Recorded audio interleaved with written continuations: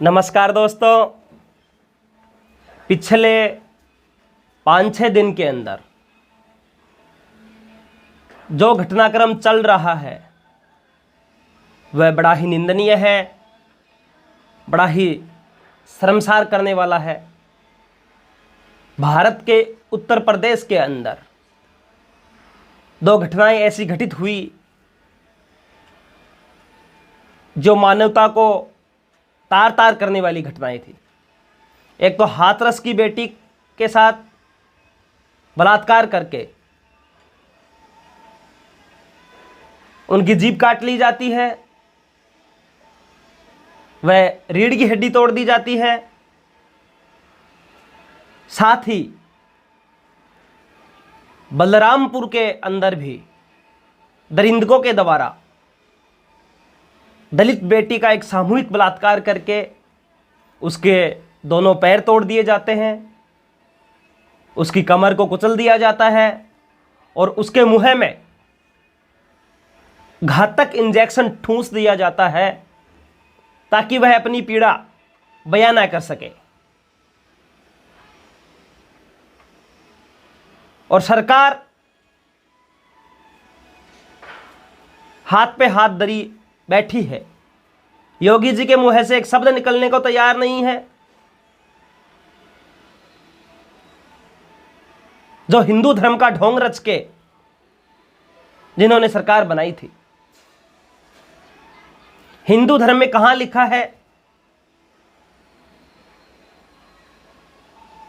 कि आपकी गुंडई पुलिस को आगे करके बेटी का पार्थिव शरीर को रात को 2 बजे जला दिया जाता है। ना तो उसके माता पिता से उसके अंतिम दर्शन करवाए जाते हैं, ना किसी ही परिवार के सदस्य को अंतिम संस्कार के लिए बुलाया जाता है। और जब उस पीड़ित परिवार से भारत के युवाओं की आवाज राहुल गांधी जी मिलने जाते हैं, प्रियंका गांधी जी मिलने जाते हैं, तो उनको रास्ते में रोक लिया जाता है और पीड़ित परिवार से मिलने नहीं दिया जाता है। पुलिस के द्वारा उनको गिरा दिया जाता है। यह कहां लिखा है कि एक पीड़ित परिवार से भारत का कोई नेता मिल नहीं सकता? साथ ही मीडिया के लोगों के साथ बदतमीजी करी जाती है। हाथरस को पूरा छावनी का रूप दे दिया गया है। उसके घर के किसी भी सदस्य को बाहर जाने की इजाजत नहीं है।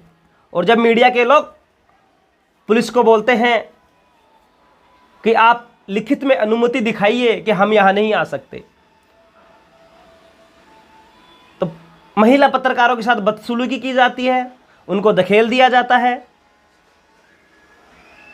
कब तक योगी सरकार व मोदी सरकार मुंह पे काली पट्टी बांध के बैठी रहेगी?